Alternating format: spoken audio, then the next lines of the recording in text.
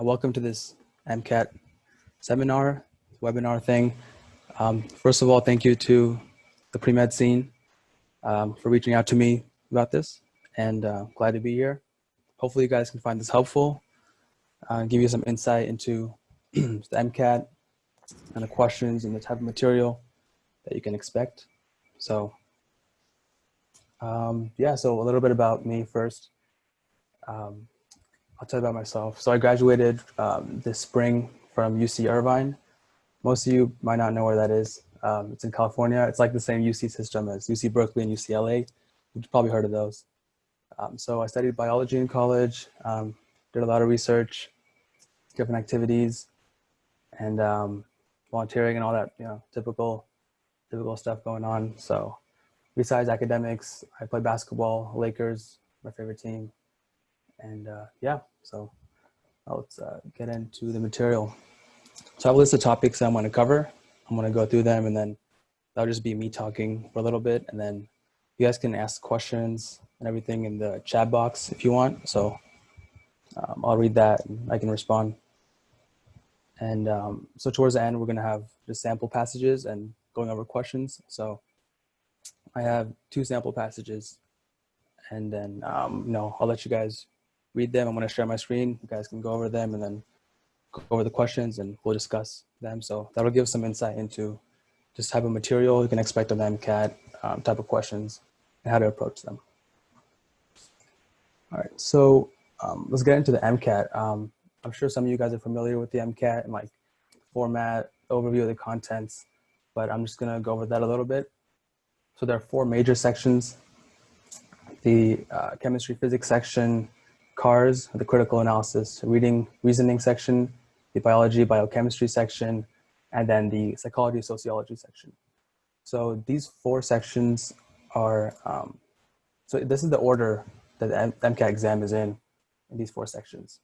So half the sections are scientific, really, chemistry, physics, biology, typical scientific based stuff. Half the exam is just critical reasoning, a lot of it, reading comprehension. So the new MCAT, which was introduced in like 2015-ish, 2016, and they added, the major thing is the psychology, sociology section came into the picture.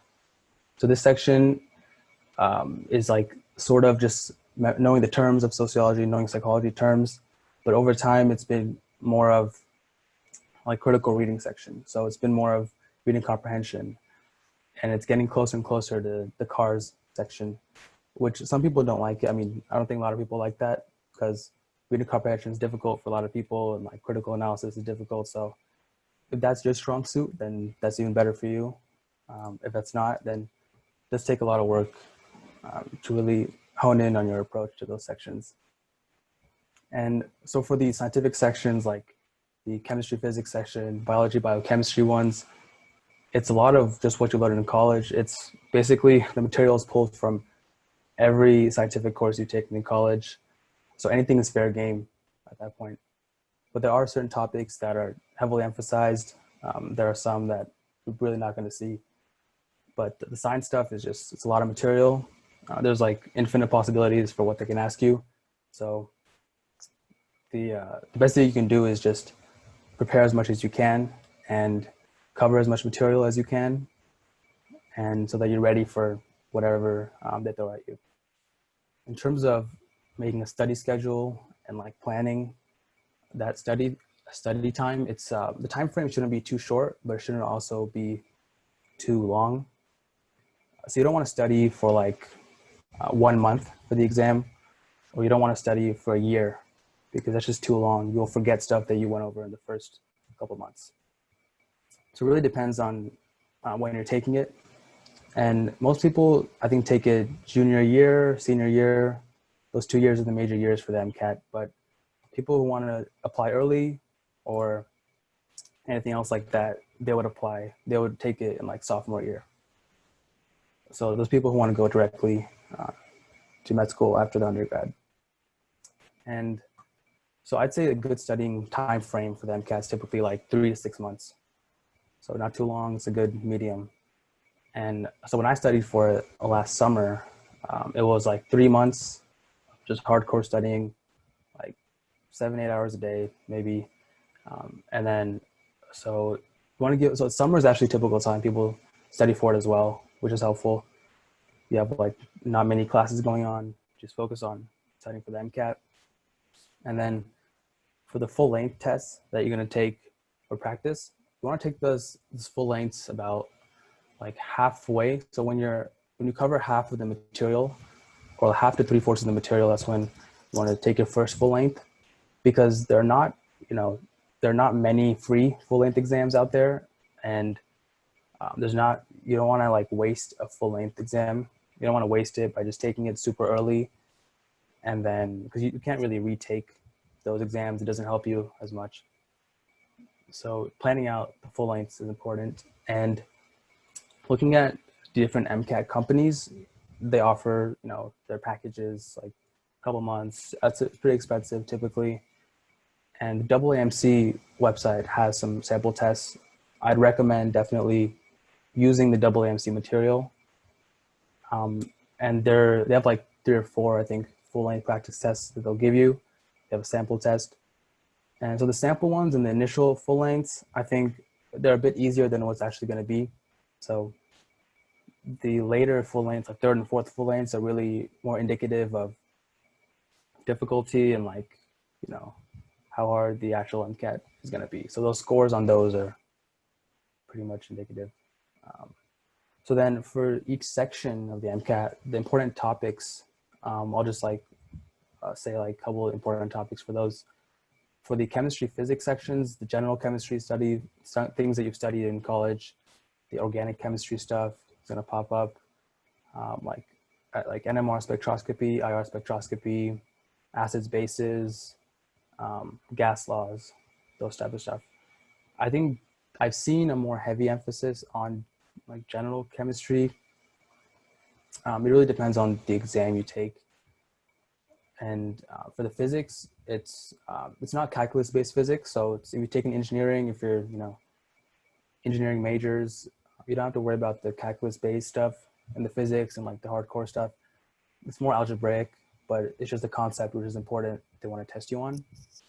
So it's like forces, energy, work, fluid dynamics, waves, electricity, magnetism, circuits, more of like the basic aspects of those concepts.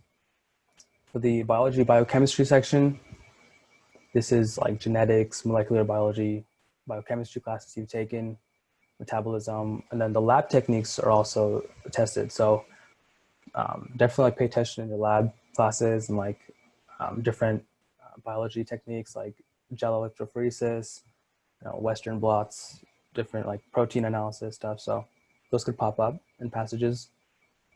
And also chemistry lab stuff, like lab techniques in chemistry, like gas chromatography, different type of chromatography is like a big one. And then just like mass spectroscopy and like IR stuff. So those are like major topics that I've seen in my experience. For the CARS and the Psych Soc, the reading comprehension passages could be from anything. It could be scientific, it could just be like art, history. So that's really anything, but then the approach for that one is really up to you. It's really your own individual approach, how you read passages, how you want to annotate things. If you want to read each paragraph and then write like a summarizing phrase, it's up to you. And so that's like really personal for you. And then the Psych Soc section, there are resources for studying just the terms of sociology terms and psychology terms. But then again, that's becoming more like critical reading. So we have to look at in the context of an experiment or a context of like psychological, a phenomena or sociology term. They have a lot of like reading to do there. So it'll be challenging in that. So it's not just memorization. Because like for me in high school, when I took sociology, it was just like memorize experiments, memorize the terms, and that's it. Like, but then here they've done more on building up like passages and making it more difficult. And I have a link for documents for like psychology terms and sociology terms. that the MCAT has. So there's like popular Khan Academy document where they have like 300-page document or 100-page document where it's like all the psychology topics, all the sociology topics you need. So if you're seriously looking into studying it soon, then I'm going to put that link in the chat box right now. It's like a Dropbox link. Hopefully it works. Let me know if there's something weird going on. So that's a way to study for these this topic. And then, so if you guys have any questions about general MCAT stuff, okay, cool, it works, solid. So if you guys have any questions about like general MCAT stuff right now, we can ask them now, or like we put it in the chat box, or like whenever later on you can do that. So next thing I planned was going over the passages, the real fun stuff here. So I have two passages. I'm going to share the screen, and then I'm going to give you guys a couple minutes to look over the passage, read it over, and we'll go through it, and like I'll just briefly summarize what's going on, and then we can do that. So I'm going to share my screen. All right. So can you guys all see this? Right. So these are the passages. This is the passage on the left. It's one passage. It's like a pretty short one. And then on the right side, there's the first question. So I have a question on different pages so we can go over them. But take like 5 minutes and read up on this passage here, this one.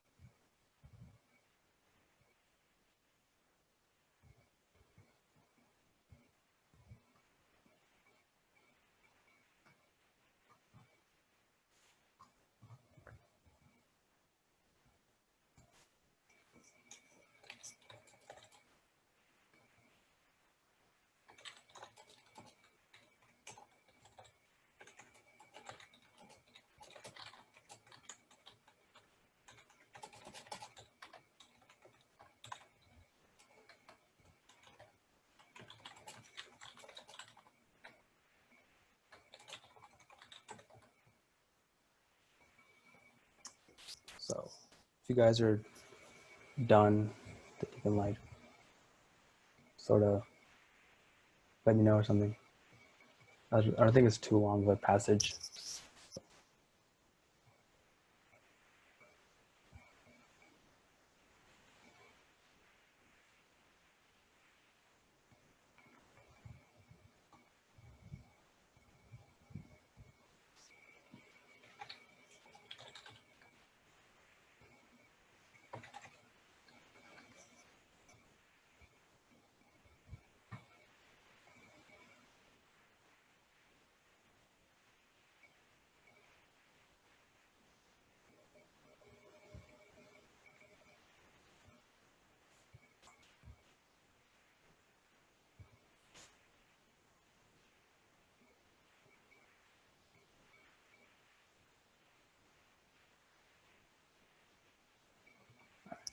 So I want to go over this passage real quick, and I want to summarize what's going on, and then we can go into the questions.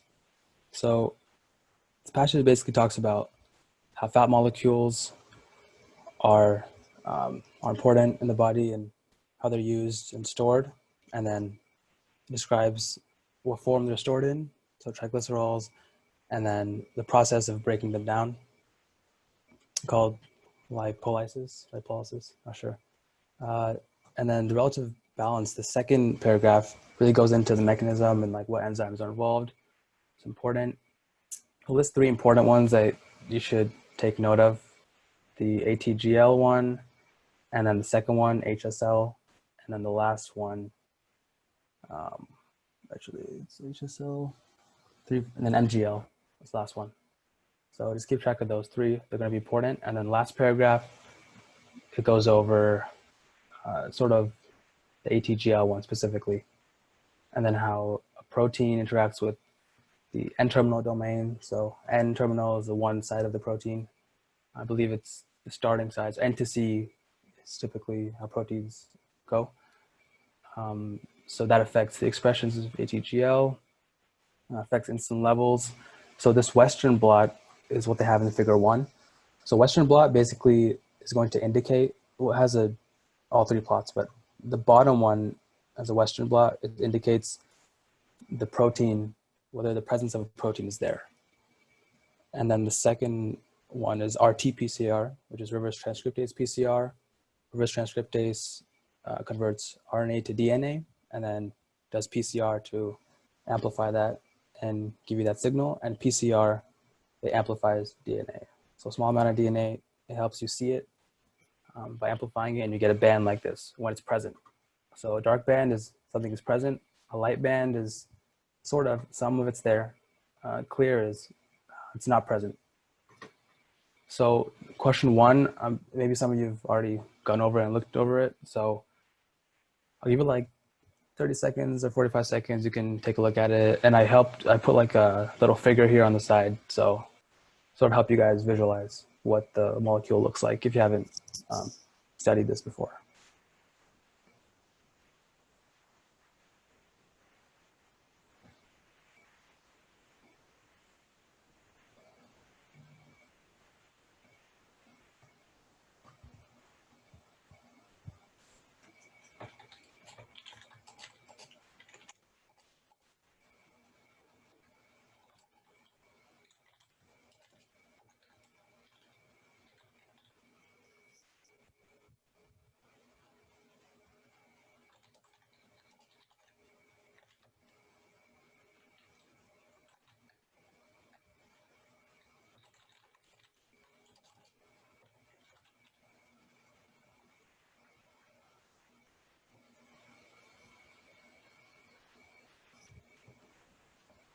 You guys can put your answer to this question in the chat box too. So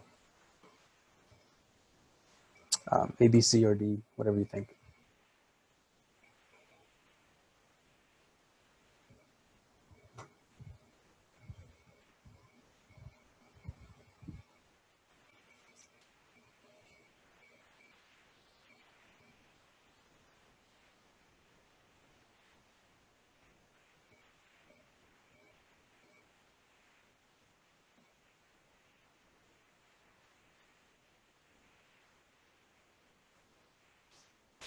And also feel free to ask questions about certain terms, specific terms in the passage that you may not be familiar with, because I don't know like what years in college you guys are on or what courses you've taken. So definitely feel free to just like tell me to like define something.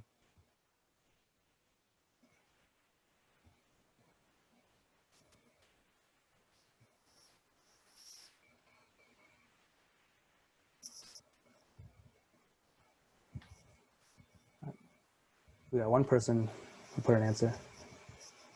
Good.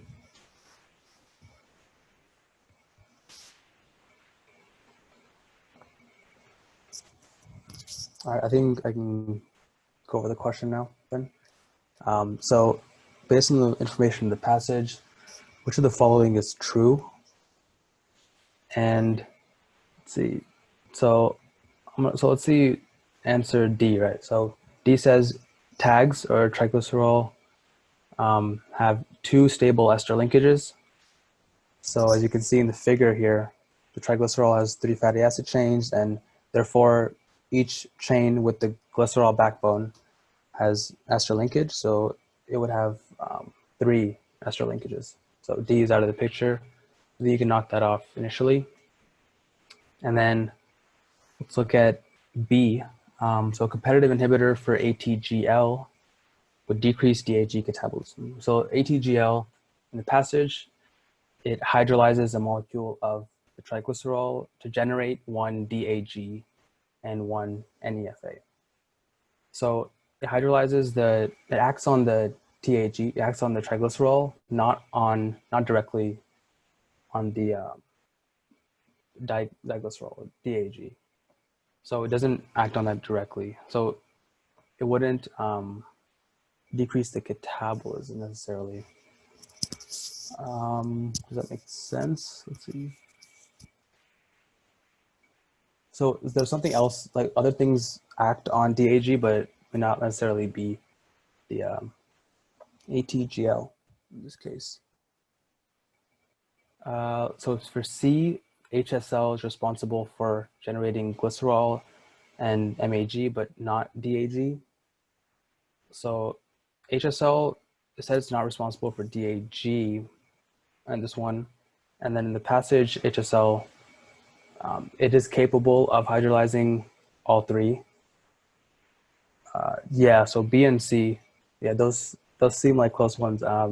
Because those are like directly from the wording in the passage and what they kind of mean. So for C, it says HSL is able to hydrolyze TAGs, DAGs, and MAGs at all steps of the reaction. So that's kind of like, it is a little iffy, but that detail basically means that it can generate the DAG. That's why C is also out of the answer. But yeah, this can it's not a great answer choice in my opinion. It's a little vague, but that's what they give us. But the actual answer is A for this one. So A is not like very specific on any enzymes or like anything, but it just says in general the triglycerol are relatively inert. So you can think about that in like a more broader perspective of like why they're stored as triglycerols instead of just like these free-floating fatty acid chains. So triglycerols are much more stable than these individual fatty acid chains themselves, the units. That's why they're stored in this way, and that's why they can last in your body in that way. So A is going to be the answer for this one.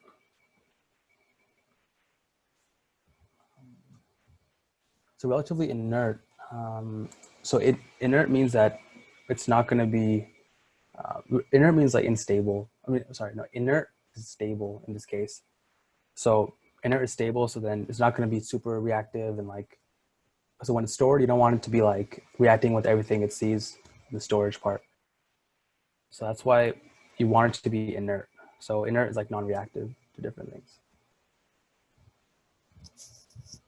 So for clues for answer A,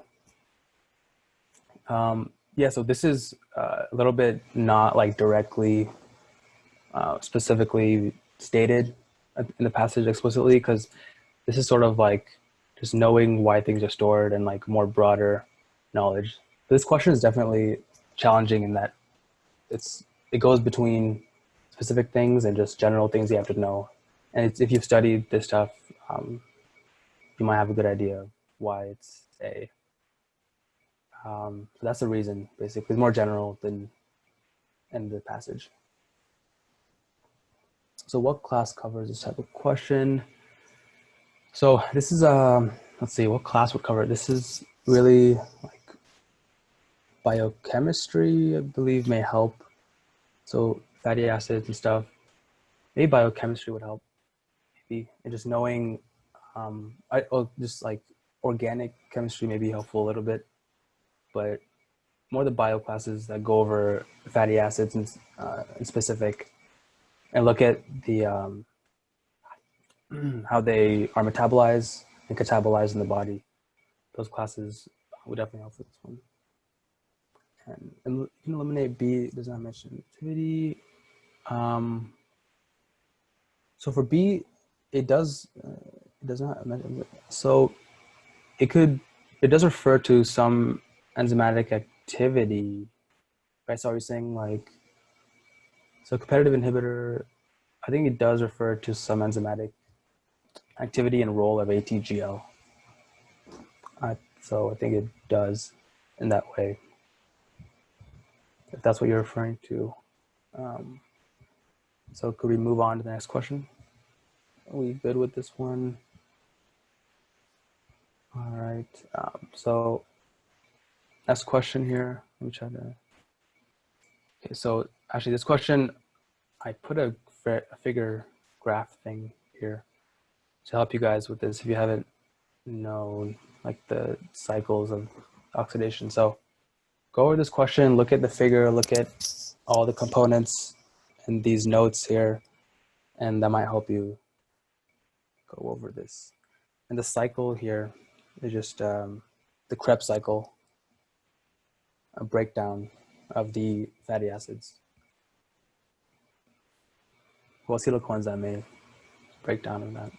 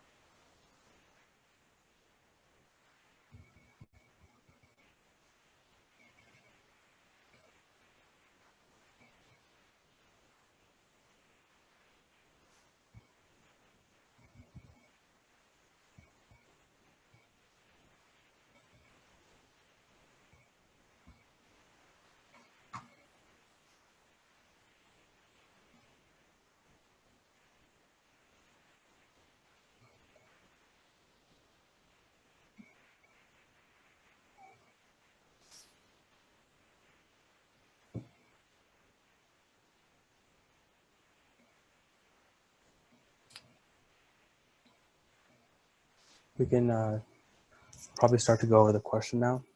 So question says, lipolysis is followed by beta oxidation in order to ensure that the cell can harvest ATP from lipid molecules. Which of the following is true of the process? So we'll go through, I think, step by step. So we'll start with A. A says, an isomerase and a reductase are required for complete oxidation of monounsaturated fatty acid. So just in terms of like general concept about oxidation, so an oxidase would essentially do the oxidation, and then reduction is the opposite of the oxidation process. So you wouldn't need a reductase in this case. So that's why A, you can probably toss that out right away. Let's look at C. So C says, unlike cellular respiration, fatty acid catabolism starts in the mitochondria and finishes in the cytosol. So this is also sort of like, you kind of like have to know some general information background of it. But fatty acid catabolism, it's mostly retained in the mitochondria, finishes in the mitochondrial matrix. So fatty acids catabolize, and then the acetylcoenzyme A is a product of that. The beta oxidation produces acetylcoenzyme A's, and then that is what goes into the Krebs cycle, as you see in the picture. So Krebs cycle in the mitochondria. So you can take out C, in that one. So we're between B and D here.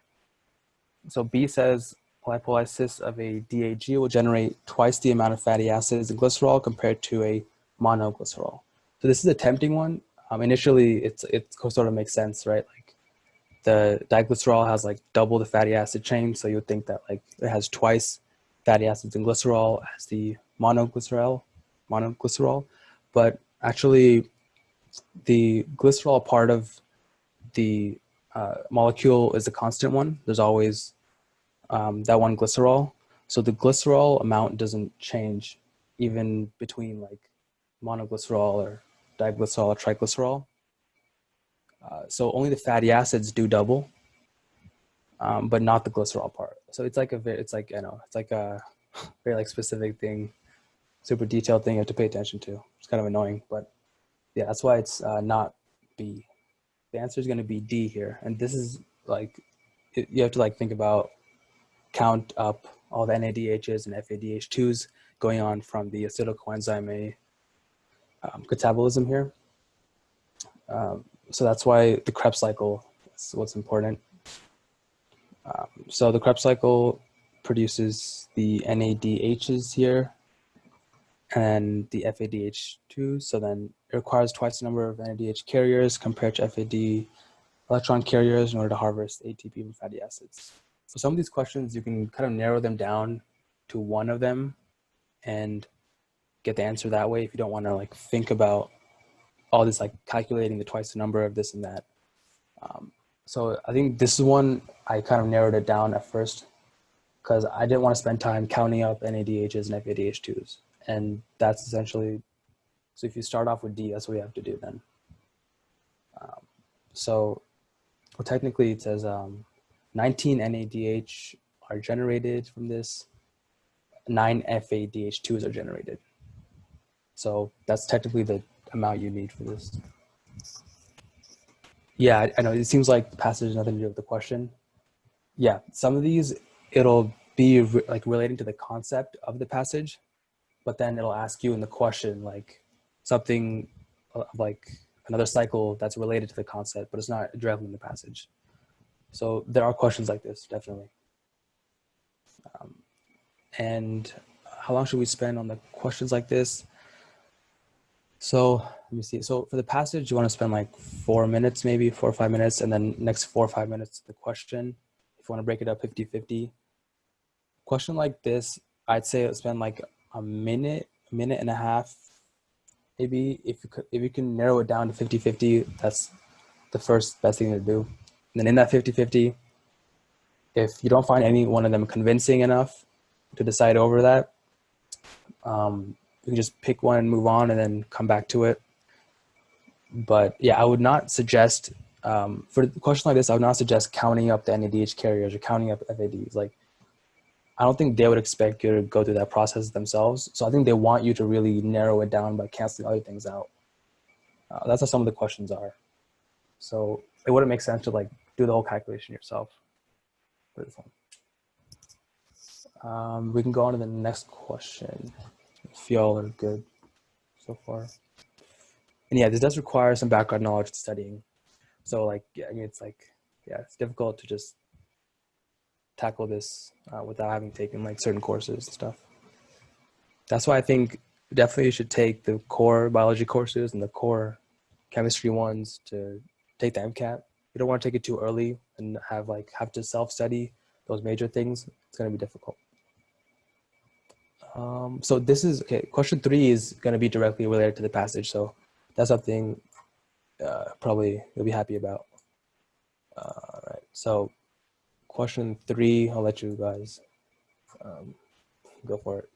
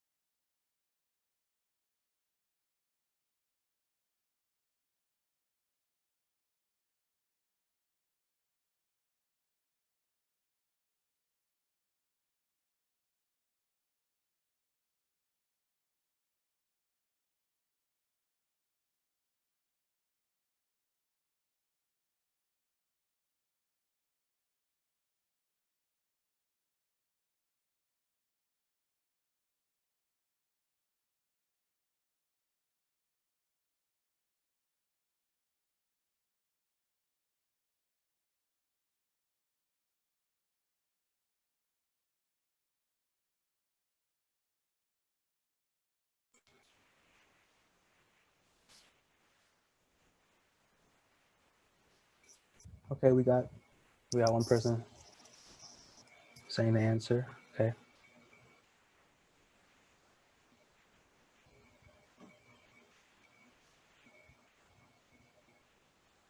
Okay, so I want to go over this. I think you guys seem ready. We should go over it. So a researcher interprets figure 1 to mean that GOS2 mRNA is ubiquitously expressed. Ubiquitously means like expressed everywhere all the time. But GOS2 protein expression is more tissue specific. Does the data in figure 1 support the conclusion?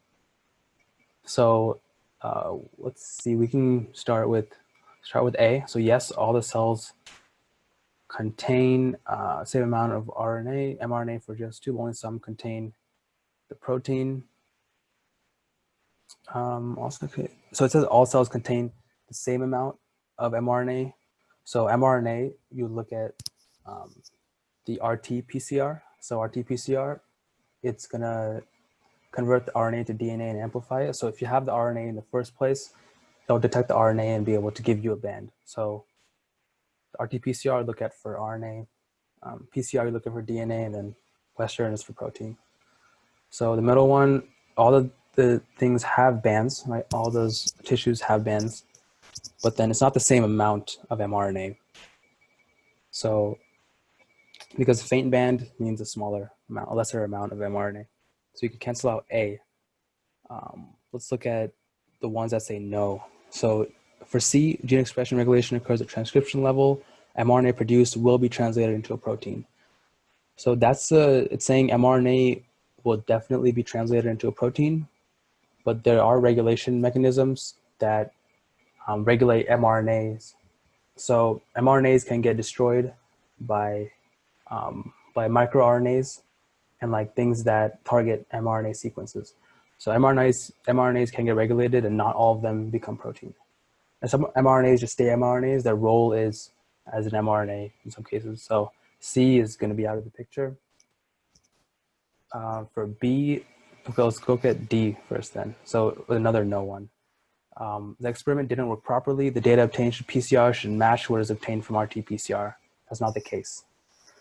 So this makes a claim saying PCR should match RT-PCR, which is not necessarily going to happen. Not necessarily true, because PCR measures DNA, RT-PCR measures RNA. So if some DNA in some tissues aren't transcribed into RNA, then RNA is not going to show up for that. So that's why D is not necessarily true. That's not the case here.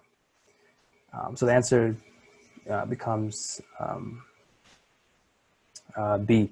That's the answer that we haven't gone over. So yes, reverse transcriptase PCR gives information on what transcripts are present in the cell, and Western's blots give information on protein expression. So this is just like a factual statement that they give you, something like a fact that we just learned about. Basically definition, essentially. RT-PCR is just transcripts information, and then Western blots the protein. A little straightforward, I think. We can go on to number 4, last question, if you guys are ready.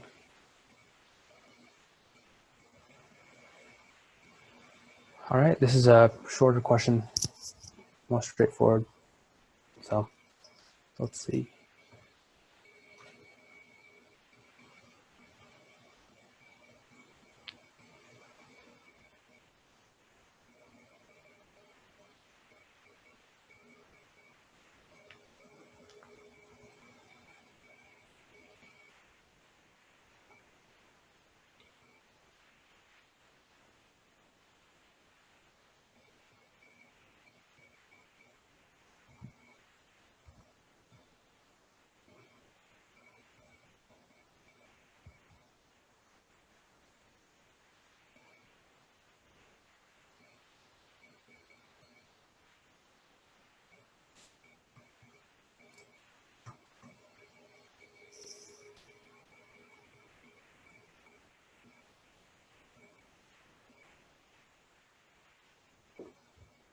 We got a couple answers coming in.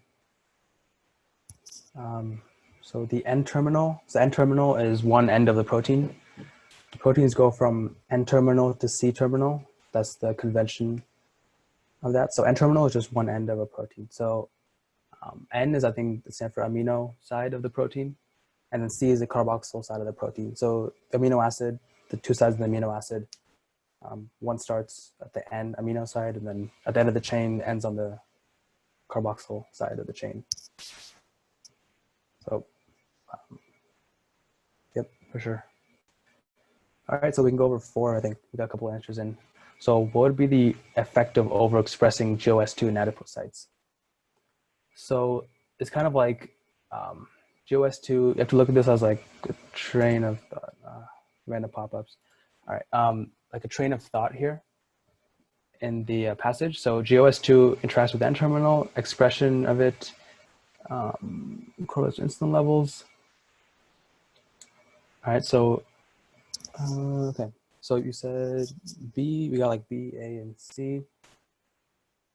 All right, so insulin, so in general, insulin is released when there's a lot of glucose, right? So then when there's a lot of glucose in the body, the blood, then the lipolysis mechanism would be low situation. So GOS2, that's what you have to kind of like deduce that GOS2, how it interacts is it inhibits the breakdown, the ATGL breakdown activity. So then that's why in adipocytes, the ATGL activity would be low. So that's why A would be not the answer. So it says it interacts with it, but you have to kind of figure out like how it interacts with it, whether it inhibits it or helps it function more.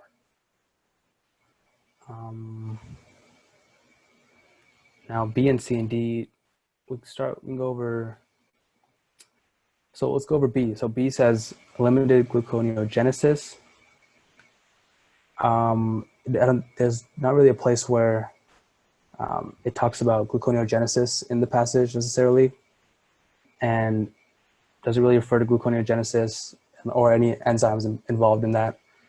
So gluconeogenesis, like creating glucose. So it doesn't really mention anything of that. So that's why taking out B. Let's go over D. So again, in the passage, it doesn't mention protein catabolism as something. It doesn't tell you why proteins or how proteins are related or being stimulated by the GOS2. And then, so we're left with C here. So those of you who have guessed C, you're correct for this one. So it would inhibit the lipid breakdown, inhibit lipolysis, and then therefore in the adipocytes, it would, lipids would accumulate. Yeah, this one, you have to kind of like dig deeper into this, how things relate, and then just your general knowledge of the insulin levels. Yes, last paragraph has all this information. So last paragraph typically in passages could be important. Last paragraph is usually a question related to the last paragraph because it's in the process of creating these passages, the writers, they go over a passage and like make questions, and then for things that they have missed out in the passage they haven't included, they just put it at the end of the passage. It's just easier and more convenient to do that. So whatever they stick at the end of the passages, it could be some extra information that you'll need for questions. So insulin promotes lipolysis. Motivation promotes lipolysis. Insulin promotes it. There's some relationship. I don't know if it's exactly the opposite kind of make. I don't know if exactly you can, if it promotes it.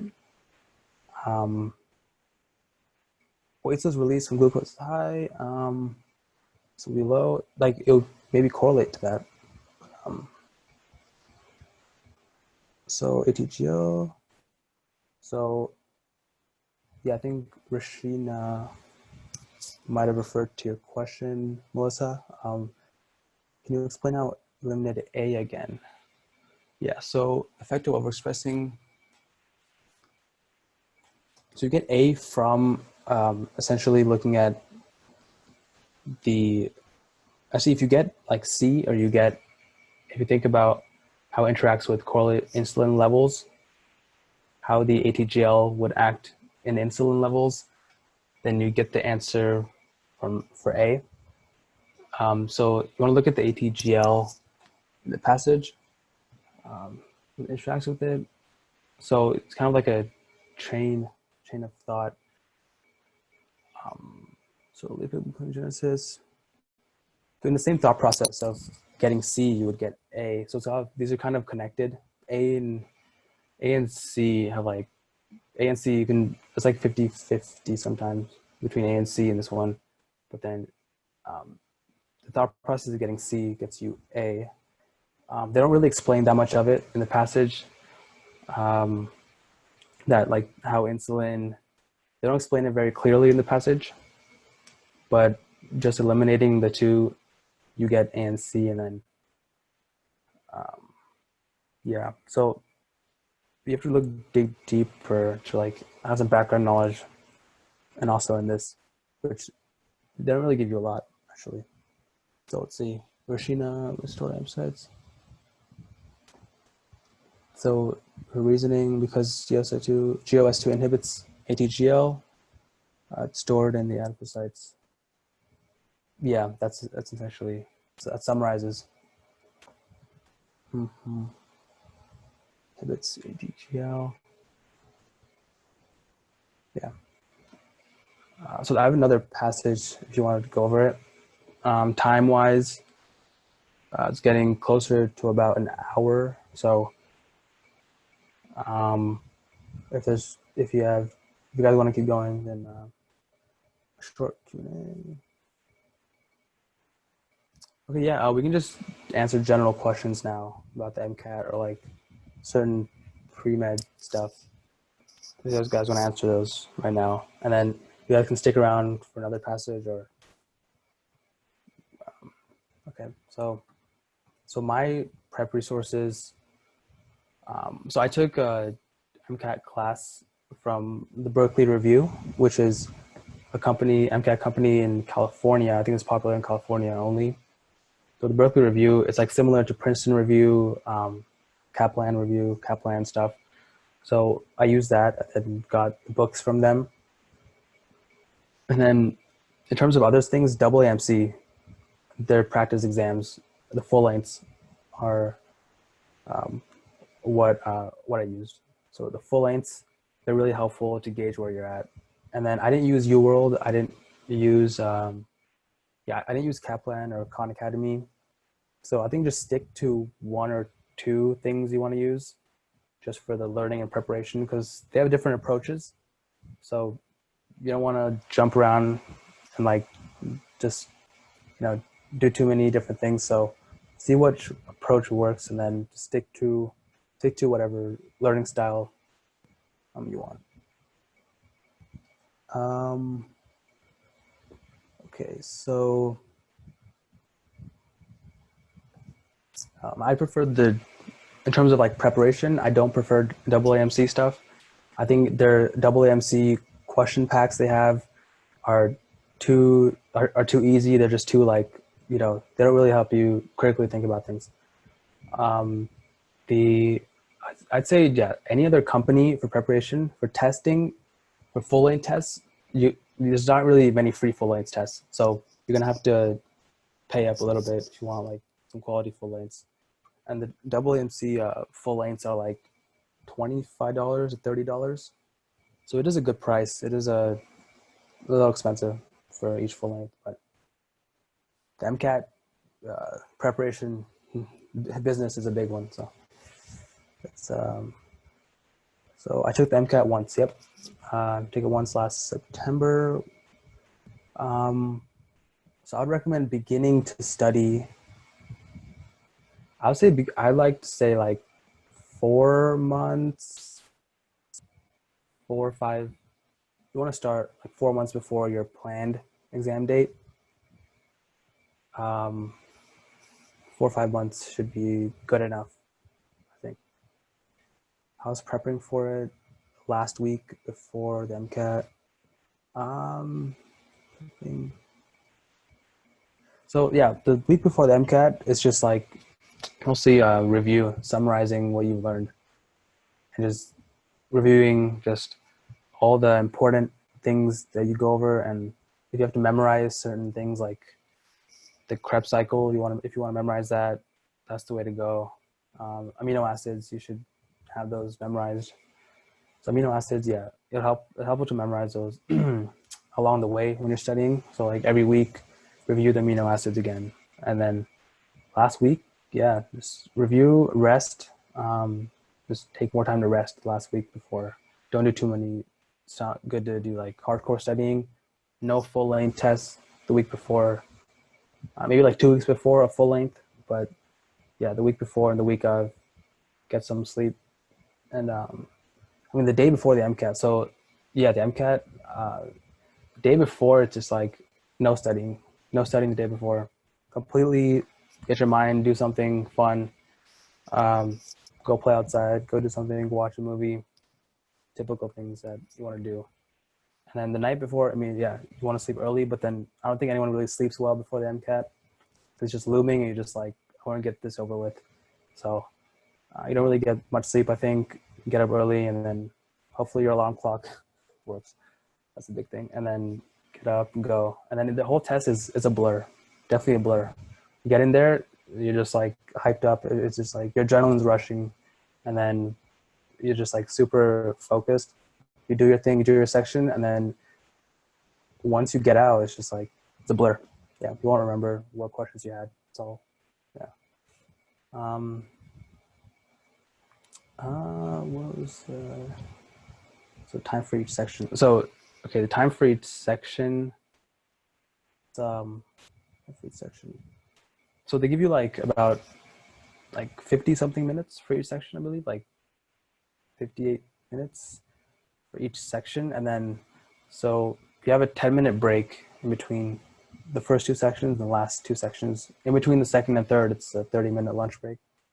And then for each passage, you want to spend like 9 minutes per passage. And you can allot the time for reading the passage or going over the questions however you want. That's up to you.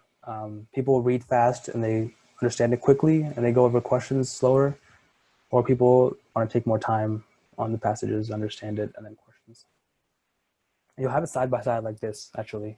Like the passage of the MCAT day, you'll have the screen. Half of it is going to be like this, where you scroll down the passages, you can look at it, and then half is going to be questions. What was my score? I did well. I don't want to say like an exact number, but I did well.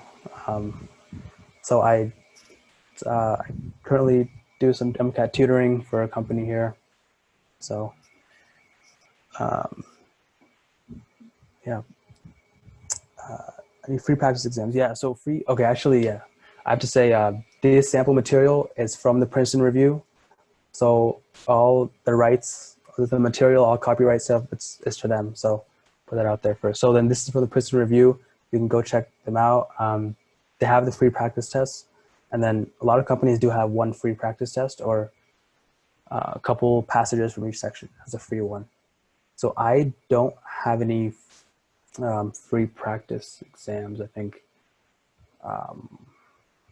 No, I don't have any free practice exams. I don't know a source. I'm not sure of a source where you can get like many free ones. There are like websites that give you a passage a day, maybe. They give you like CARS passage a day, reading comprehension passage a day. There's a site called jackweston.com, or Jack Weston is the guy who runs that. But they have one CARS passage a day, I believe. So that's where the exams are at. But mostly for exams, you have to purchase the full lengths. Yeah. Don't like chemistry and physics because you hate math. Yeah. So math wise, it's not math heavy. It's just, you won't need a calculator. So math wise, yeah, don't worry about the math. Chemistry and physics, the chemistry and physics is typically the toughest section, because it's a whole lot of material. And then physics, science, like people who want to go to med school, like usually they do like biology or chemistry as their degrees, and then less people who like physics. So if you know the concept and hammer those down, don't have to worry about computing a bunch of things. So Kaplan does have free material. I think I would say Kaplan, like this material, these passages from the Prison Review, they're easier than how the MCAT's going to be. So it's not like it's not like a very accurate representation. So is Kaplan. Kaplan's typically easier and more straightforward. It's not going to be as like that on the MCAT. What part of the MCAT? So 6 months beforehand. So the ones that are your toughest areas, you want to start earlier. So your mind will have more time to digest those areas like chemistry, physics. Start on them, get that head start in. And then I think Psych, the psychology, sociology part, you can go over that like little by little, chunks at a time. That's not a huge difficult thing that people feel like.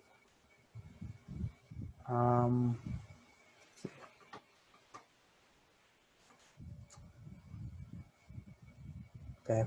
All right. So yeah, like I'd say 5 months ahead, typically you want to study for the MCAT. If you study any more than 6-7 months before, you'll forget what you learned in like the first month. So it'll be hard to cram all that information. Hard to retain all that information. Actually, you don't want to start too ahead. So actually, I think Chem Phys takes the most time to study for chemistry, physics, because just the amount of material and amount of topics, number of topics you're going to have is a lot. Biology, biochemistry, typically that's just like the knowledge part of it. It's simpler to understand than physics and chemistry. Physics and chemistry, it's more practice, working with things, doing practice problems. That's going to be mostly the time. And time-wise, it's tough to go fast in Chem Phys, chemistry, physics. So people get caught up on time, which is something that just comes with practice. I would say, if you already know the material and you're confident, review it. You don't have to sit through every detail of what you already learned. And there are free, like standalone MCAT questions that are out there. And the standalone questions are like, maybe like 8-9 questions on the exam are with no passage, just question. Those are typically the more straightforward memorization. Just do you know it, do you not, on the exam. So I'd recommend definitely reviewing, even if you think you know all the material. Definitely review before jumping into the MCAT. And then don't try to waste your passages or waste stuff by going over it if you haven't learned it. Because it's hard to come by a lot of like free or good material. So yeah, and you can just keep asking questions in the chat box. I'll answer those. Let's see, another question. Is the passage terminology and passage-specific content supposed to be fluently known? Already know to improve that side. Yeah, so the terminology, definitely they expect you to know the terminology.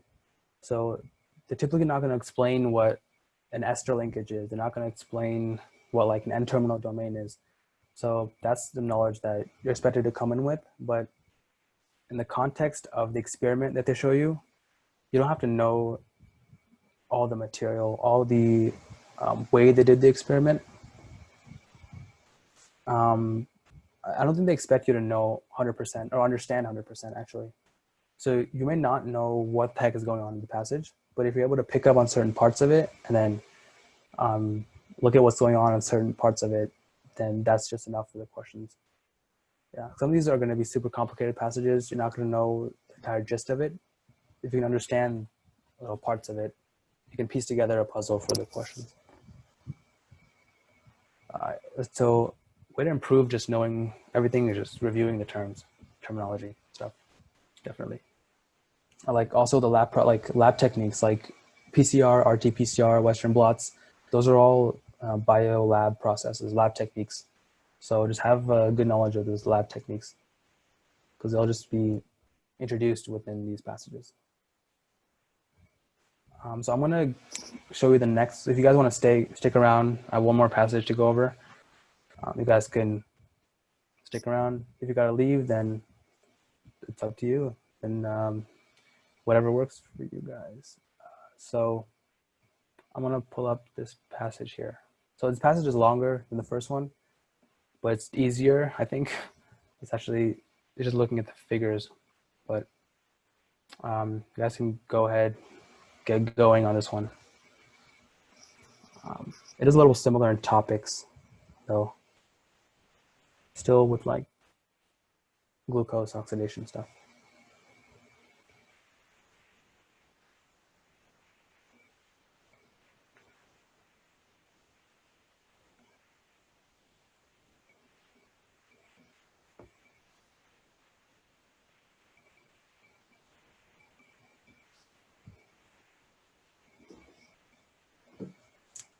All right.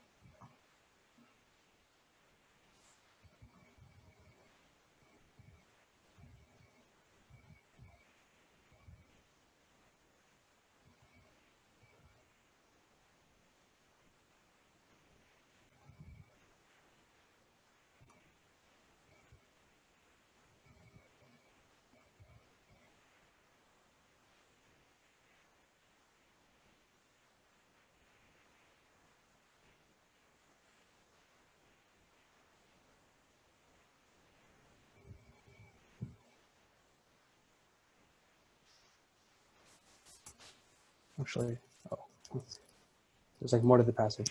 Oops. Okay. So if you guys have read the first part, then there's a second part. There's actually one more part of this last part of the passage, the next page. So yeah, I'll give you a couple minutes for this part, then look at pictures of these.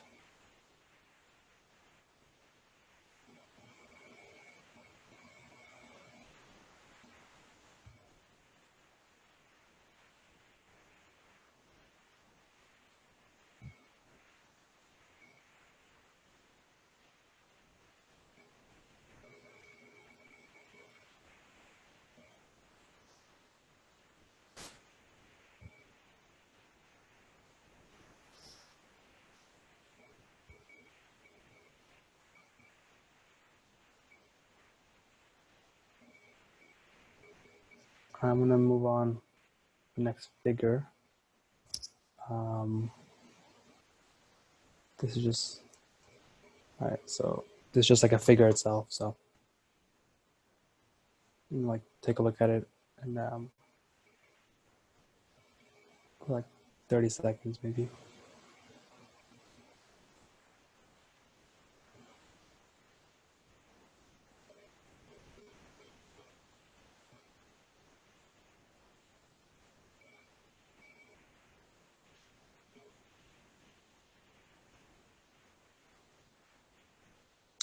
All right, I want to go over the passage itself, so we can just go through the material together. So it talks about diabetes and the two types of diabetes. One, type 1, where the beta cells themselves don't function properly, and type 2, where sensitivity to glucose is lost.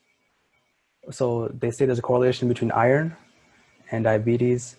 So excessive iron could be linked to type 2 diabetes. So they're saying excessive iron could be linked to not being sensitive to glucose. And they look at certain mutation called HFE gene that basically lacks downregulation, leads to uncontrolled cellular uptake of iron.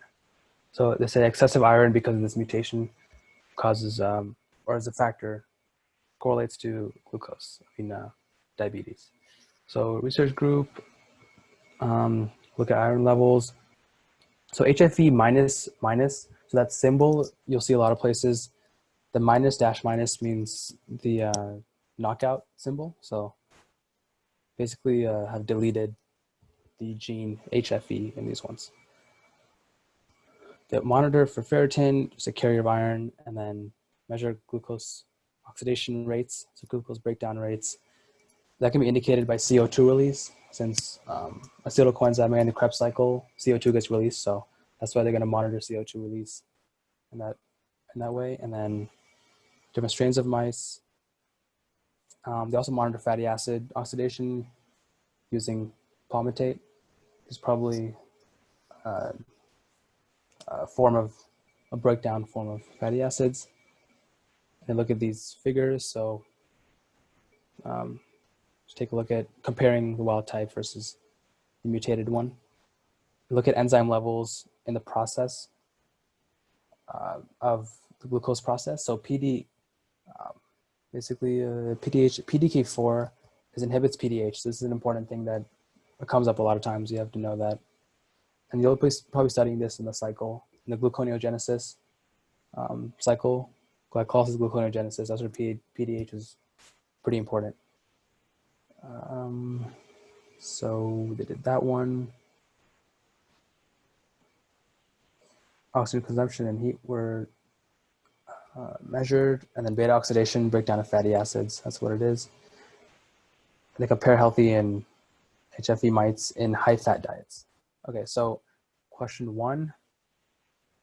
I'll just go through it with you. So given the role of PDK4, which is this inhibits PDH, is the elevation of mice and the mice induced to express HH with is its elevation consistent with the decrease in glucose oxidation seen in diabetic patients? Right, so think about the role of PDK4, how it inhibits PDH, and PDH is important here in gluconeogenesis. So this is some like background knowledge that you have to come in with for this one. So if you guys have any guesses, then you can go for it. Take a guess. And I just gave like PDH converts this one. So I just gave a little information.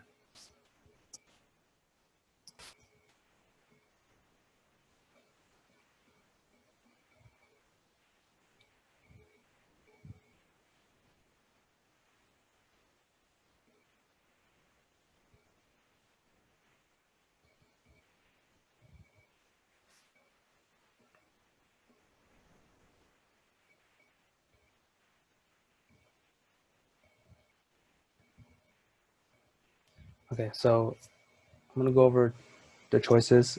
Choice A says the elevation of PDK4 is not consistent with decreased glucose oxidation seen in diabetic patients. The reason, it says PDH is needed for gluconeogenesis, and PDK4 levels should be decreased in diabetic patients. So PDH basically mediates glycolysis and gluconeogenesis. Sort of important in those two pathways, which are they're very similar pathway, going back and forth. PDH is involved; it's like a central component in both of them. And this is not true for A. PDH is not needed in this case. for gluconeogenesis. It converts pyruvate to acyl coenzyme A. And so this pyruvate to acyl coenzyme A part, that's the breakdown of glucose. And the opposite goes the other way. So in this case, it would not be needed for gluconeogenesis. It's needed for glycolysis. That's why A would not be the correct answer.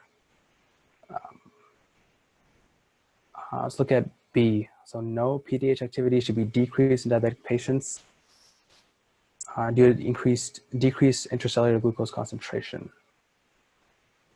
So again, there's no relationships between PTH and glucose concentrations.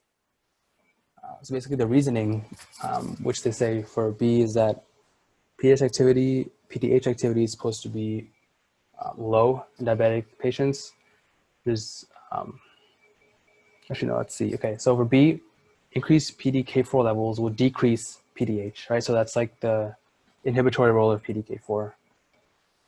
So that's why it's not going to be true here. Wait, sorry, no, I'm looking at the wrong one. Well, hold up. Looking at the wrong choice here. Okay, so for D, that's what I'm talking about. Okay, so D, the relationship is PDK4 inhibits PTH. That's why that relationship, increased PDK4 decreases PTH. That's why decrease acyl coenzyme A, since PTH helps to break down to acyl coenzyme A. That's why D is not the correct answer. So that's the opposite trend. So A and D are out. B and C, we have people saying it's C. Let's look at C. Yes, high PDK4 levels will limit glucose oxidation in diabetic patients of decreased rates of glucose uptake. So this is the most direct one that makes sense, consistent with the role of PDK4 and PTH. So PDK4, high levels would inhibit the PTH, and therefore it inhibits glycolysis. So it inhibits the glucose oxidation in diabetic patients that have decreased rates of glucose uptake. So yeah, C would be the correct one. So just a relationship between PDK4 and PTH is important. And then, yeah, background knowledge, you have to know some of what PTH does. Maybe they provide that in the passage. I don't think they do, but yeah. So just like memorizing the pathway is helpful in this case, in these type of questions where like you know the parts of the pathway, the important parts that do these functions. They don't, yeah, they don't really provide it. So again, it's like, yeah, it's hard to go over these sometimes if you don't know like the background, but we can go on to number 2, and I'll go to the passage where they talk about number 2 a little bit. So this one actually, this is again like a background of your knowledge in beta oxidation. So I wrote down what beta oxidation does, and actually I have a figure that'll help you also. So this is the figure here for beta oxidation. So, okay, try to figure out what's going on here. So they say palmitic acid does come from formula of this, which is the following best describes the appropriate product after 4 rounds of beta oxidation. So just in general, know that beta oxidation, it decreases a carbon, it decreases the chain by 2 carbons, removes 2 carbons at a time from the chain, and plus has the coenzyme part attached to it. So decreases 2 at a time in this manner, and FADH2 and NADH are produced once in this pathway. So we can just go through them together. I think that'll be nice, like the reasoning for why. So for A, C12, so first of all, do easiest, try to get the easiest thing out of the way. So if it's C16 is a carbon number in the formula initially, then if you do 4 rounds, then 2 carbons are removed each time. So 4 times 2, 8. So then you would have C16 minus 8 carbons. You get C8 in this one. So then the ones that have C8, you can keep those options. So automatically D is gone. Automatically A is gone. So between B and C. And then they expect you to know like how many NADH and FADHs are released. And before that, they want to know if you know that acetyl coenzyme A it gets produced in the process. So between B and C, it's easiest to look at the acetyl coenzyme A part versus acetic acid. They don't mention acetic acid involved in the process. It's actually acetyl coenzyme A, which is used. So in that case, you can kind of eliminate C in this one. So that's why you don't have to really count up the NADH, FADH. The shortcut way is just eliminating these options. So you get B as the answer for this one. Yeah. So that's why it's B. And you can count up if you want to and just make sure you get B as the correct one. Come back to it and just verify that your reasoning is right. But yeah, so if you guys don't have any more doubts on this one, then we can move on.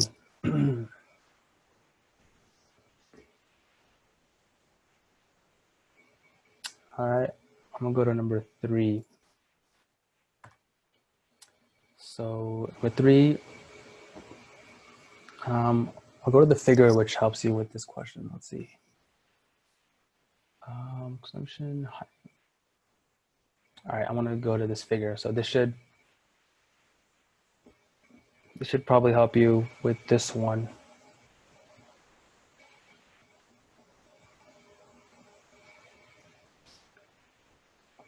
You actually need to see both figures to help you. So,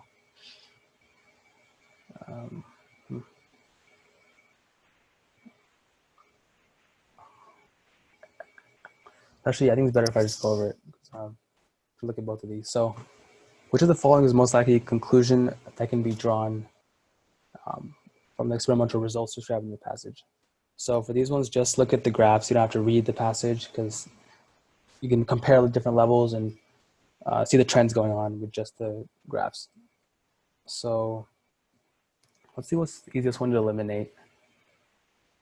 So D says elevated levels of ferritin in HFE knockout mice indicates overall decreased iron levels in comparison to healthy mice. So you have to know the relationship between ferritin levels and iron. So ferritin, they mentioned in the passage, is iron carrier, right? So it's responsible for carrying iron. So then the levels of ferritin and iron would correlate, be positively correlated. So higher ferritin, higher iron, right? So that's why elevated would actually mean there's increased iron levels. So D is out of the picture because of that reason. And let's see for C, high fat diets lead to lower overall palmitate oxidation when compared to the wild type. So let's look at the high fat diet picture.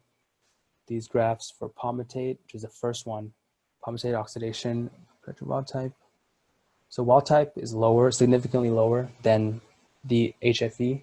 So when you look at this star symbol, a small star symbol on top of bar graphs, that means it's significantly different.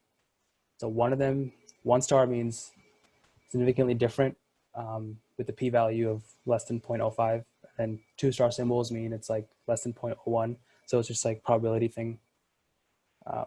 So you can say it's different if there's a star. If there's not a star, it's really not that different significantly. So HFE, the mutation one, it does have higher palmitate oxidation. So high fat diets lead to higher oxidation in HFE mice. So C is out of the picture because of that. So high fats should be higher overall oxidation. Now B and A, let's go over B. So relative rate of oxidation compared to healthy mice versus the mutant mice is strain dependent. So in the passage, they test 2 strains for this. So we have to go to the graph, which the 2 strains are in. So strain 129 and C57BL6. So relative rate of palmitate oxidation is strain dependent. So if you look at it, right, you compare the 2 strains, the wild type versus HFE. There's still like a very similar ratio, similar trend between the wild type and HFE in oxidation. So even though the strain 129 has both of them higher, they're like proportionally higher. And you can't say they're different. There's no star symbol or significance symbol. So statistically, you can't say they're different. So since the ratio between those two bars are pretty much constant in those two strains, that's why it's can't say one rate is strain dependent, one rate is more or less in different strains. So B is out.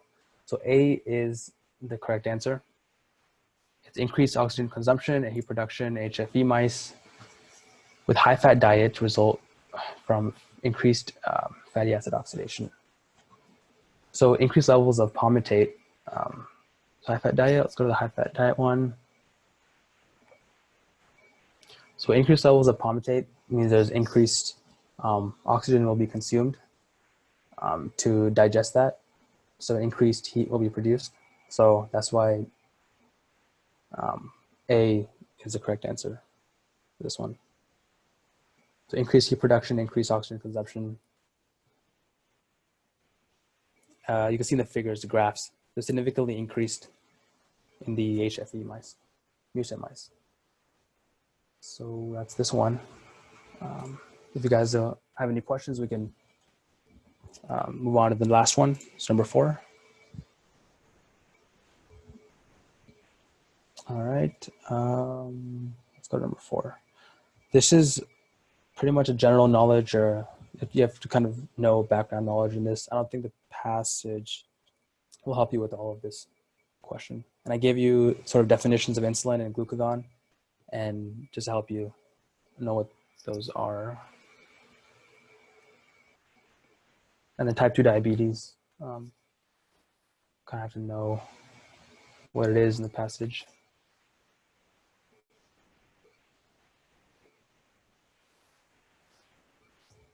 You guys can take your guesses, and then I'll just wait like 30 seconds or 45 seconds, and then I'll go through it.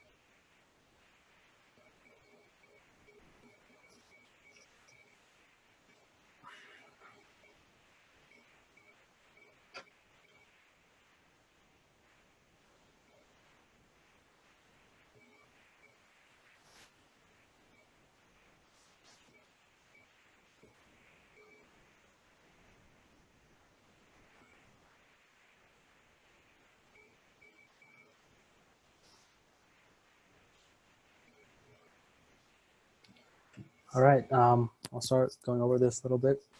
So, which of the following might be protective against development of type 2 diabetes? So, type 2 diabetes is when the cells are not responsive to glucose levels in the blood. So, even if there's increased glucose, the cells don't respond to it, don't break it down and absorb it. So, we can go through the options one by one. So option 1, it says increased carbohydrate consumption. So increased glucose, if that would be protective against type 2 diabetes. So increased glucose consumption, that would put more glucose in the blood, that would increase the levels. But then since type 2 diabetes means they're not sensitive to the increased glucose levels, then you would have an increase in the type 2 diabetes state. So 1 would not help against type 2 diabetes. So option 1, you can cross that off. And the option that has number 1 is C. So you can cross off C. Number 2 is decreased iron ingestion. So the passage basically shows that increased iron consumption, so increased ferritin in the cells, they're correlated to type 2 diabetes. And decreased iron ingestion would probably help protect against diabetes, because they say there's a correlation, right, between increased iron and type 2 diabetes. So there's less iron intake, there's could be correlated to a less type 2 diabetes state. So that's why you can keep 2 in mind. We'll keep that.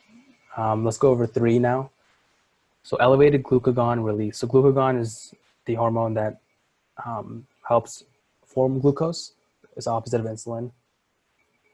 So elevated glucagon, it would have more glucose, it would inject more glucose in the bloodstream in the body. So that would actually not help against type 2 diabetes since the cells aren't sensitive. So number 3, that option, we can take that out. And so if you take 3 out, you automatically take B out and D out. So you're only left with one of them, which is A. So yeah. So in these couple questions where they have like 2 only or 1 and 3, it's nice to look at the option first that's in most of the options. So option 3 is in B, C, and D. So if you want to do it, you can just look at option 3 itself. If you're confident the option 3 is not right, you can cancel out all 3 of the options, then you're left with A automatically. So you don't have to, go through that thought process of everyone and the reasoning of everyone if you don't want to. And if you can, break it down, cancel things out, it's the way to go. That's how you get quicker and quicker at the questions, is when you can cancel things out. And then you're at like a 50-50 option, or you're left with one like this one. Yeah, so these last question for this one.